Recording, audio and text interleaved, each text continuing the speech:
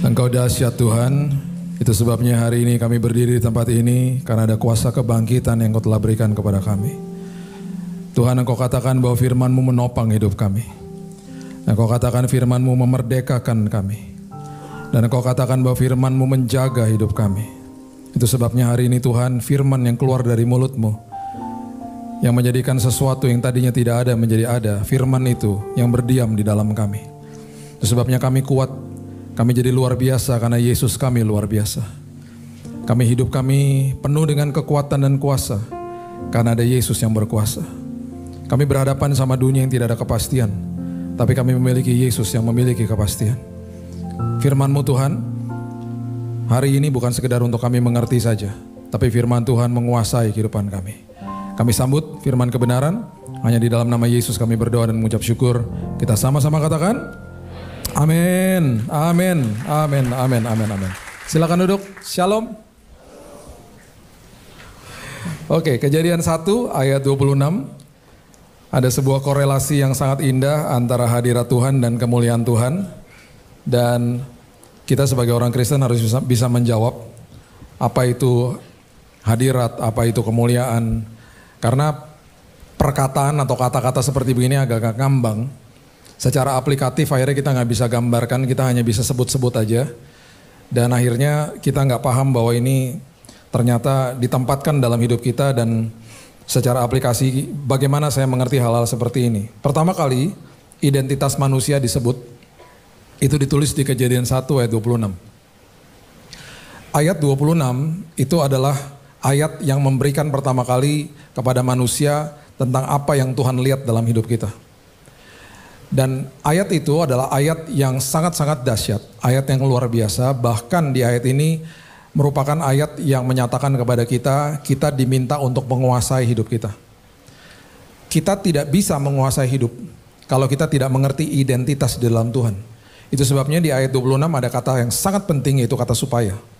Kata yang sangat sederhana, tapi seringkali nggak dibahas, karena kata ini adalah kata sambung, therefore, oleh sebab itu. Dan itu sebabnya kalau ada kata supaya, berarti saya harus melakukan bagian yang pertama, baru saya bisa lakukan bagian yang kedua. Saya belajar supaya saya pandai. Saya belajar supaya saya mengerti. Saya belajar supaya saya memiliki pengetahuan. Saya belajar tentang pernikahan supaya pernikahan saya berhasil. Jadi berarti bagian pertama itu harus beres dulu. Supayanya itu bisa akhirnya melakukan bagian yang kedua. Nah, ayat 26 itu ada kata supaya di situ. Dan dimulai dengan kalimat yang luar biasa, dikatakan berfirmanlah Allah, baiklah kita menjadikan manusia menurut gambar dan rupa kita. Itu identitas. Supaya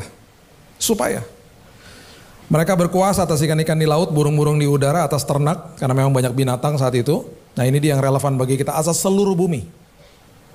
Dan atas segala binatang melata yang merayap di bumi. Jadi kalau kita nggak ngerti siapa saya di dalam Kristus Yesus, saya tidak akan bisa menguasai hidup saya. Sesederhana itu. Yang terjadi sebaliknya, kalau saya nggak ngerti identitas saya, kehidupan saya menguasai saya. Saya punya teman yang dikit-dikit, kalau ke rumah, gue keluar bentar ya, kenapa? Ngerokok. Kenapa? Karena hidupnya dikuasai tembakau. Karena butuh nikotin pokoknya tiap hari. Nagih pokoknya badannya. Gue ke rumah lo boleh gak Bil? Boleh. Gue bawa minuman gue boleh gak? Bukan aqua kalau dia bilang minuman. Alkohol lah.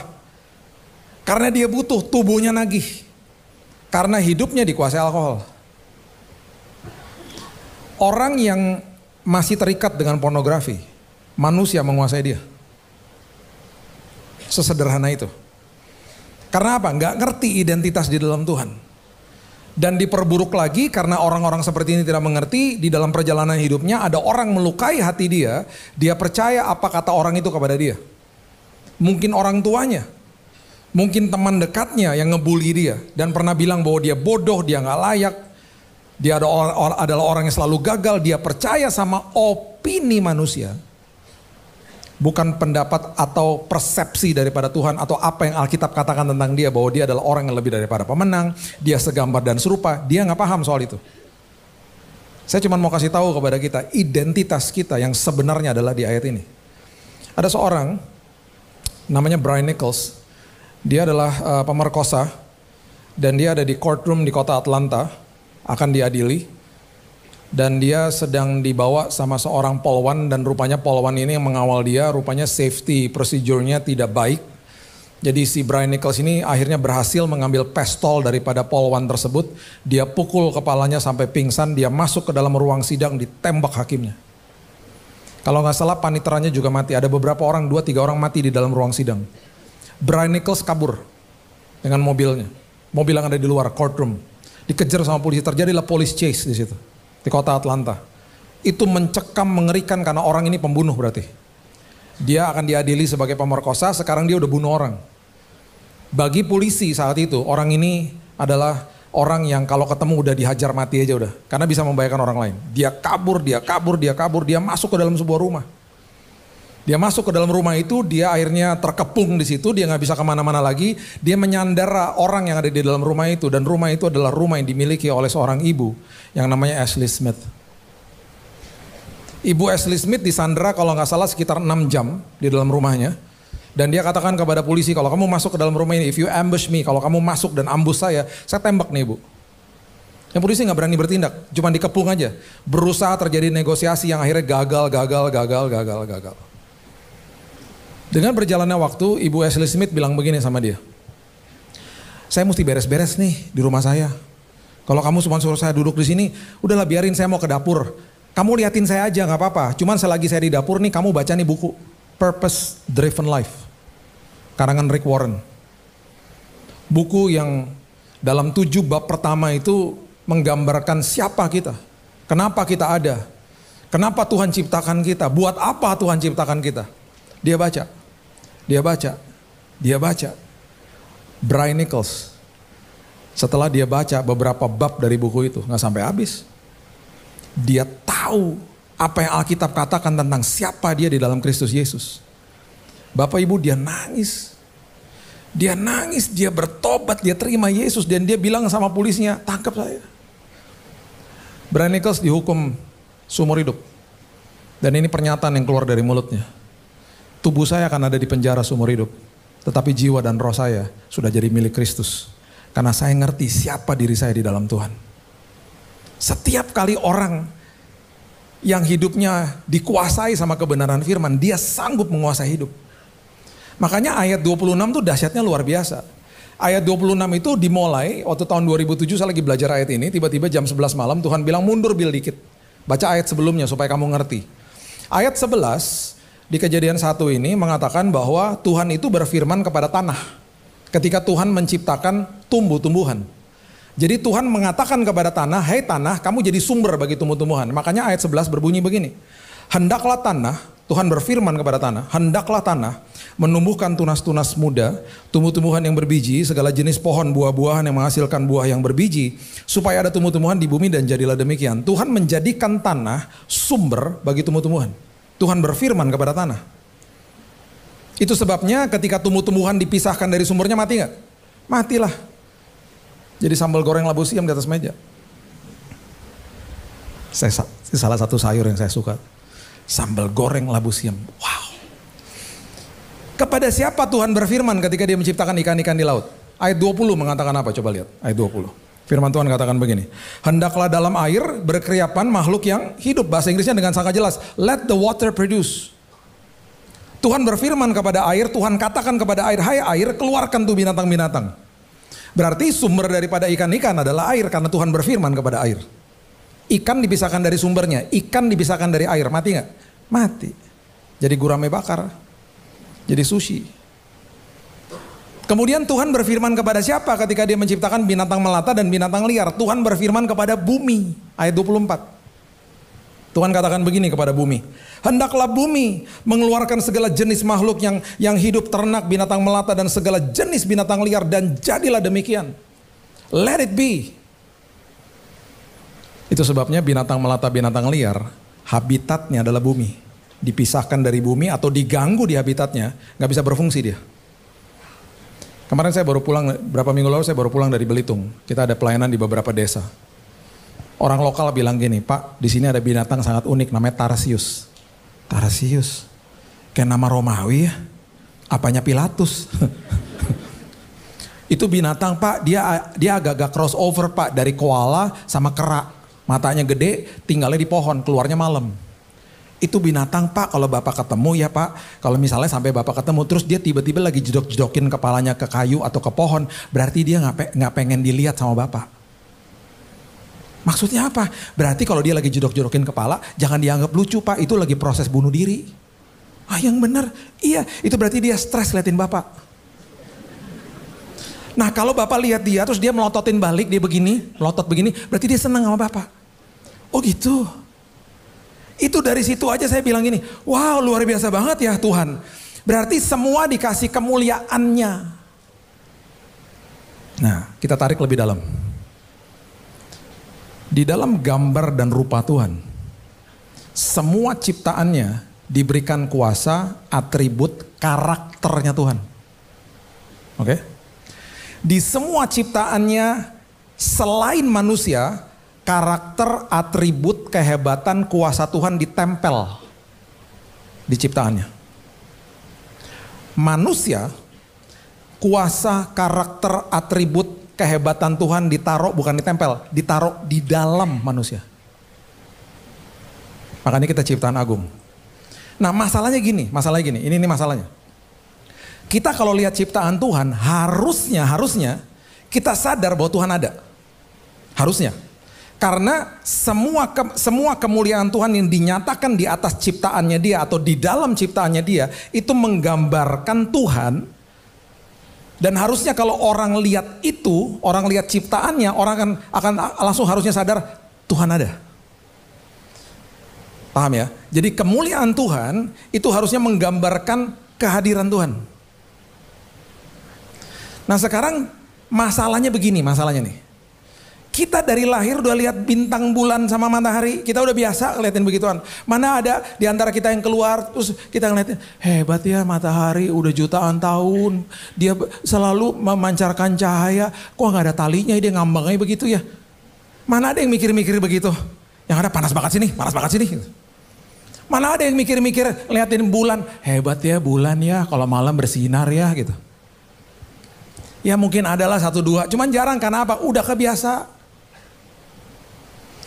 Terus kalau kita lihat orang lain atau kita lihat diri kita, semua kita nih punya zona kekuatan masing-masing. Harusnya itu juga harusnya membuat kita sadar bahwa Tuhan tuh ada.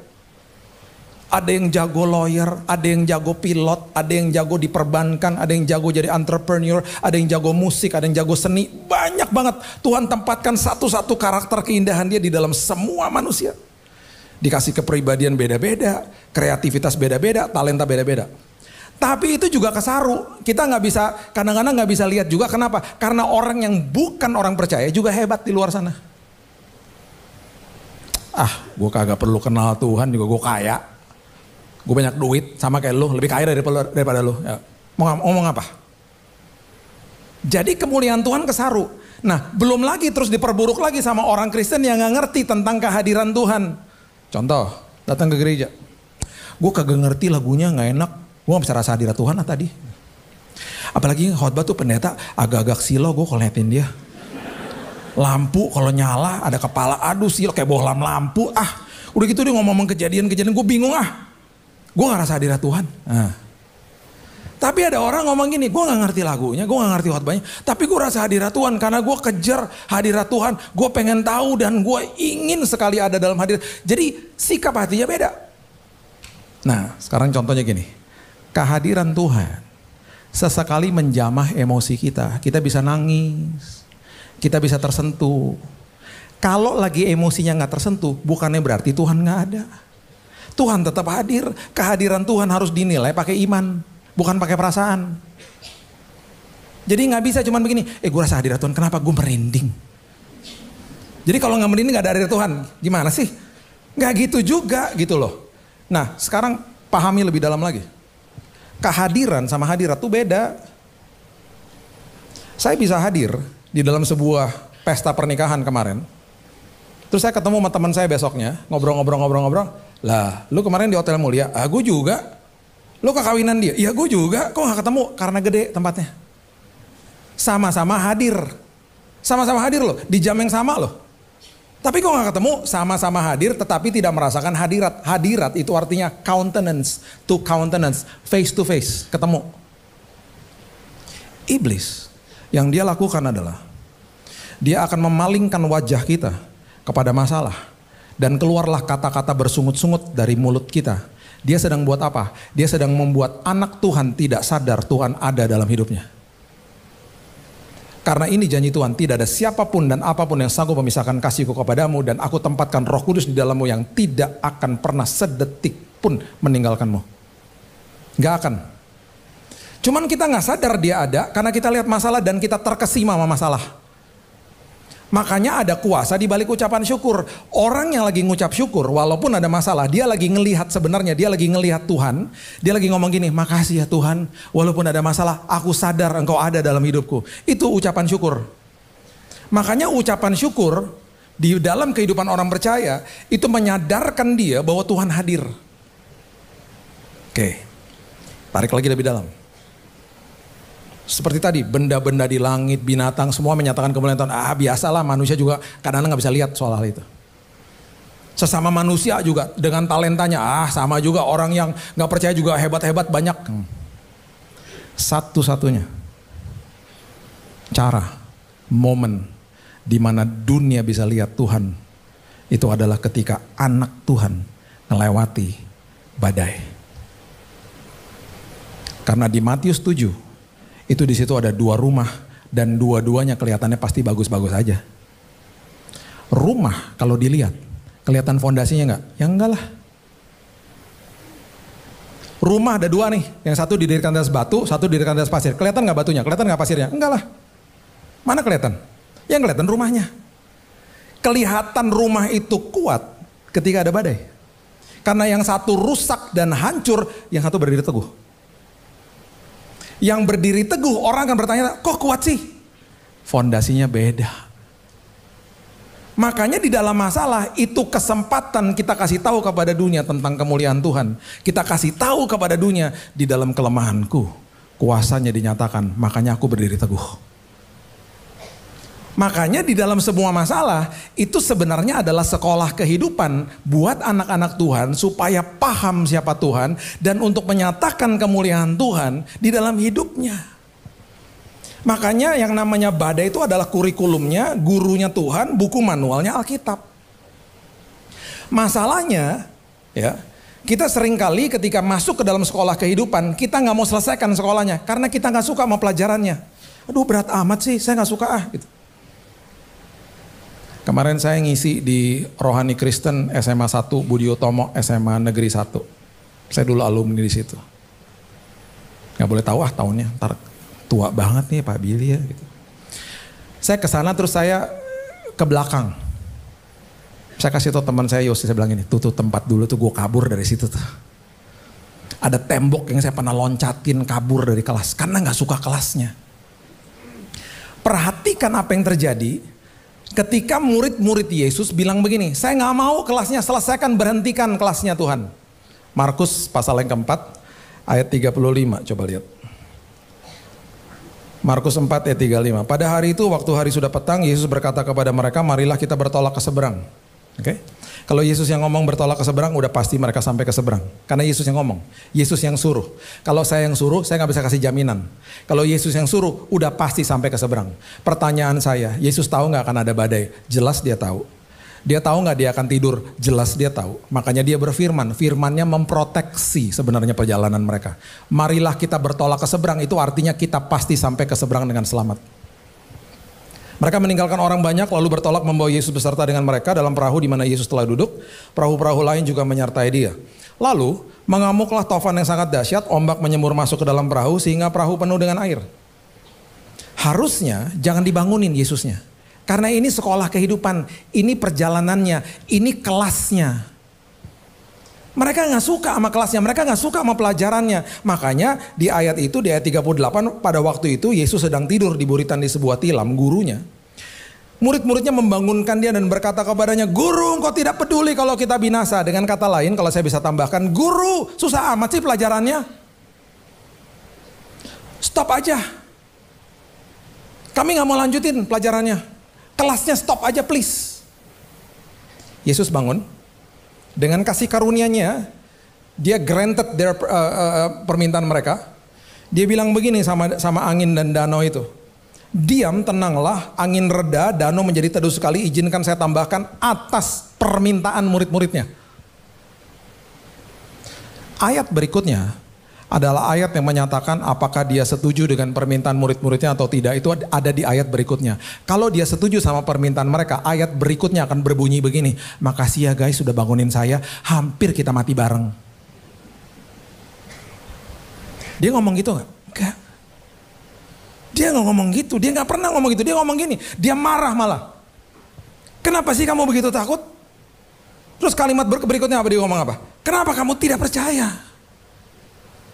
Kenapa kelasnya diberhentikan?" Kalau kelasnya diberhentikan, kalau pelajarannya nggak tuntas, manusia tidak akan paham, tidak akan ngerti, pengetahuan yang nggak dapat. Betul ya? Makanya ayat yang berikutnya, ayat 41 mengatakan begini, mereka menjadi sangat takut. Udah takut, makin takut. Karena pelajarannya nggak selesai. Dan berkata seorang kepada yang lain, "Siapa gerangan orang ini sehingga angin dan danau pun taat kepadanya?" Mereka nggak paham dan mereka bertanya, siapa dia? Karena kelasnya di stop. Coba lihat, ada satu kelas yang dimana murid-muridnya tidak meminta untuk diberhentikan. Matius 14 ayatnya yang ke-22 mengatakan begini. Matius 14 ayat 22. Sesudah itu Yesus segera memerintahkan murid-muridnya naik ke perahu dan mendahulunya ke seberang. Sementara itu ia menyuruh orang banyak pulang. Yesus juga yang suruh. Dia gak naik ke perahu tapi dia yang suruh. Firman-Nya udah mengatakan kamu pergi ke seberang. Udah pasti sampai karena dia yang suruh. Apapun yang keluar dari mulutnya kejadian pasti karena firman-Nya. Setelah orang banyak disuruhnya pulang, Yesus naik ke atas bukit untuk berdoa seorang diri. Ketika hari sudah mulai malam, ia sendirian di situ. Perahu murid-muridnya sudah beberapa mil jauhnya dari pantai, diombang-ambingkan gelombang karena angin sakal. Kira-kira jam 3 malam datanglah Yesus kepada mereka berjalan di atas air. Ini kalau kita lihat kronologisnya, dari jam mereka masuk ke dalam perahu sampai jam 3 itu kira-kira more or less about 6 jam. Alkitab tidak mendokumentasikan gelombangnya seperti apa, besar kecil, mengerikan dan tidak mengerikan. Kita nggak tahu. Yang penting ada gelombang aja. Ada badai aja di situ. Selama hampir 6 jam. Tiba-tiba Yesus berjalan di atas gelombang gelora badai kehidupan mereka. Dan mereka akan lihat, wow, Tuhan saya berjalan mengatasi badai. Mujizat mulai terjadi. Ketika murid-muridnya melihat dia berjalan di atas air, mereka terkejut dan berseru, "Itu hantu!" lalu berteriak-teriak karena takut. Pelajaran pertama, takut. Mereka tidak pernah Alkitab mendokumentasikan di peristiwa ini. Tidak ada satupun permintaan mereka untuk minta untuk kelasnya diberhentikan. Atau badainya diberhentikan, gak ada. Tetapi segera Yesus berkata kepada mereka, "Tenanglah, aku ini jangan takut." Satu pelajaran selesai. Pelajaran takut selesai. Karena pelajaran takutnya selesai dan tuntas, Petrus datang kepada dia, berseru menjawab dia, "Tuhan, apabila engkau itu suruhlah aku datang kepadamu berjalan di atas air." Dia udah mulai gak takut. Karena udah selesai tuh pelajaran takutnya. Sekarang saya mau jalan di atas badai. Wow, dia berjalan. Yesus bilang datang. Petrus turun dari perahu berjalan di atas air mendapatkan Yesus. Gitu-gitu Petrus pernah jalan di atas air. Teman-temannya dulu ngeceng-cengin dia, "Lu nyangkal, lu kurang ajar lo. Lu jangan banyak berisik deh. Lu pernah jalan di atas air nggak kayak gua?" Gitu. Walaupun cuma sebentar dia pernah jalan di atas air. Pelajaran berikutnya, tetapi ketika dirasanya tiupan angin, takutlah ia, mulai tenggelam lalu berteriak, "Tuhan, tolong aku." Pelajaran berikutnya begini. Yesus mengulurkan tangannya dan dia mengatakan, "Hai orang kurang percaya, mengapa engkau bimbang?" Yang tadi pelajaran takut tuntas, pelajaran bimbang tuntas. Satu-satu tuh, semua pelajaran yang dituntaskan sama Yesus. Ayat berikutnya, lalu mereka naik ke perahu dan angin pun reda. Izinkan saya tambahkan di situ, diredakan karena memang sudah waktunya kelasnya selesai. Diredakan karena memang selesailah seturut sama waktunya Tuhan. Perhatikan apa yang terjadi ketika kelasnya selesai dan gak ada yang berhentikan kelasnya dan gak ada yang kabur dari kelasnya. Ayat 33, orang-orang yang ada di perahu menyembah dia dan katanya, sesungguhnya engkau anak Allah. Yang satu mereka gak paham siapa dia dan mereka makin takut. Yang satu mereka mengenal siapa Tuhannya. Ketika ada badai, itu kesempatan kita kenal siapa Tuhan kita. Karena tidak pernah sedetik pun dia lepaskan tanganmu. Di saat kita masih balita atau baby ya, masih bayi, kita akan meraih pegang jari orang tua kita. Kita masuk ke usia balita, kita pegang mainan. Musim berganti, apa yang kita pegang berubah-berubah. Masuk ke remaja mungkin pegang HP. Masuk jadi pemuda pegang tangan pacar. Masuk jadi orang yang mahasiswa misalnya, pegang apa? Pegang ijazah. Masuk sebagai eksekutif muda, pegang tangga karir. Masuk ke dalam pernikahan, pegang tangan pasangan. Masuk ke dalam masa pensiun, pegang stick golf atau alat berkebun misalnya. Masuk ke dalam jenjang usia senja, pegang tongkat mungkin. Musim berganti, yang kita pegang berubah-berubah. Tapi ada satu tangan yang tidak pernah melepaskan hidupmu, tangan dia adalah tangan Yesus. Musim berganti, tangan itu tangan yang paling perkasa. Dan bahkan di dalam lembah kekelaman pun, di dalam terowongan yang gelap pun, di dalam padang gurun pun, dia menyertaimu. Dialah Allah Immanuel itu. Biarkan selesaikan badainya, karena kita lagi nerobos sama-sama dia. Dan itu sekolah kehidupan. Karena di ujung daripada itu semuanya, kemuliaannya dinyatakan buat orang-orang sekeliling kita. Kok lu bisa sih ngelewatin itu? Ada Tuhan. Teman saya masuk ke rumah sakit waktu saya kena kanker, divonis mati 3 bulan tahun 2019. Bill, lu kayak tengkorak Bill, gue jadi nangis, gue gak sadar tuh lu Bill. Habis ngobrol-ngobrol dia bilang gini, Bill, kalau itu terjadi sama gue gak mungkin sekuat lu Bill. Saya bilang gini, gak gitu kali caranya. Kalau lu diizinkan Tuhan lewatin badai, di dalam kelemahan lu, kan lu pasti lemah kan, kuasanya dinyatakan dalam hidup lu. Karena justru di dalam badai, Tuhan mau menyatakan kepada dunia siapa dia, lewat anak-anaknya. Makanya kemuliaan Tuhan dinyatakan lewat hidup kita justru ketika ada badai. Dunia akan melihat. Dan itu membawa berkat bagi kita karena kita diubahkan Tuhan. Kita dapat terobosan di sini sebelum kita menerobos masalahnya. Kemarin di Belitung ada seorang ibu datang kepada saya. Dia nangis, dia bilang begini, Pak Billy, saya seorang guru TK Pak.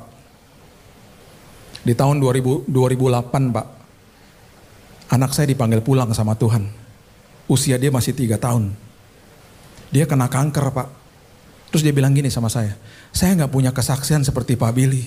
Pak Billy disembuhkan Tuhan. Anak saya gak disembuhkan Tuhan Pak. Dia dipanggil pulang sama Tuhan. Saya gak punya kesaksian seperti Bapak. Terus dia ngomong gini, Pak, sejak 2008 Pak, sejak anak saya dipanggil pulang sama Tuhan, tadinya saya gak suka anak Pak.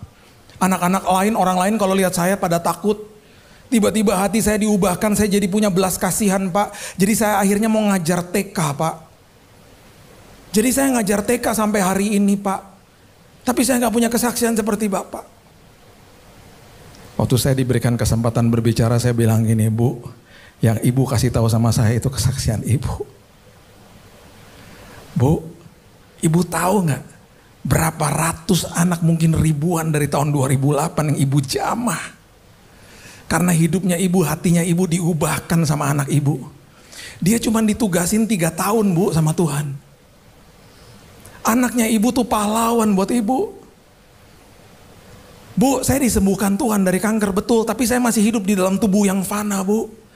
Anaknya Ibu dipisahkan dari casing tubuh yang udah hancur Bu. Dan di detik dia tutup mata di bumi, dia bangkit di pangkuan Bapa di sorga. Karena kematian gak berkuasa atas orang-orang percaya Bu. Karena Yesus yang mengalahkan kematian di kayu salib. Di Tesalonika dikatakan apa? Jangan berduka seperti orang tidak memiliki pengharapan. Satu hari kelak ibu akan dipertemukan dengan dia kembali Bu. Saya gak tahu dia bisa lihat ibu atau tidak. Kalau dia bisa lihat, buat dia bangga Bu. Ini kesaksian dahsyat Bu.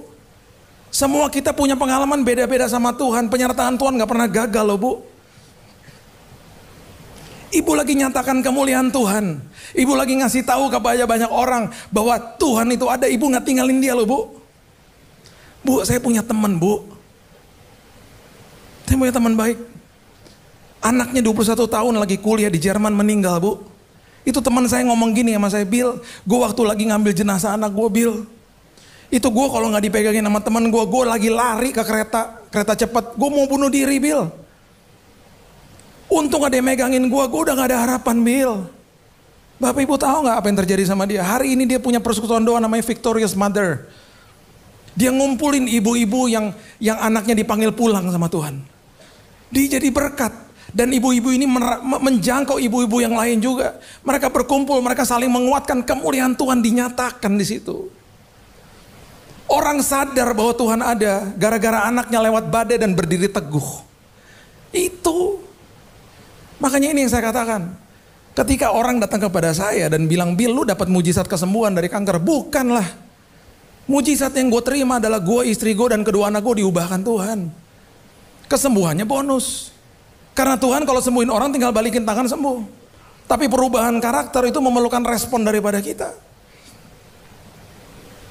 Saya menikah sama istri. Kalau Bapak Ibu tahu film MacGyver itu istri saya. Seorang yang tidak mempunyai dimensi iman, nggak ada. Karena semua pakai logika. Satu hari saya tanya sama mbak di rumah, ibu mana? Lagi di garasi pak, saya ke garasi tau nggak dia ngapain? Kipas angin lagi dibongkar sama dia, lagi dibetulin. Terus saya bilang gini, ntar pasangnya gimana? Tenang, kan ada YouTube. Betul tuh kipas anginnya. Satu hari lagi hujan keras, Mbak, ibu di mana? Di loteng pak, betulin genteng. Anak-anak kalau di rumah, laptop rusak, pintu rusak, toilet rusak, nggak ada yang manggil daddy, mami. Tuh istri saya, MacGyver. Kalau di film kartun tuh handyman. Tuh. Waktu saya sakit, logikanya nggak bisa bekerja udah, mentok udah. Saya nggak pernah lihat dia nangis, meraung-raung di samping saya di kamar saya, di rumah sakit. Menjerit kepada Tuhan. Tuhan, aku nggak tahu lagi harus bagaimana. Itu yang Tuhan mau.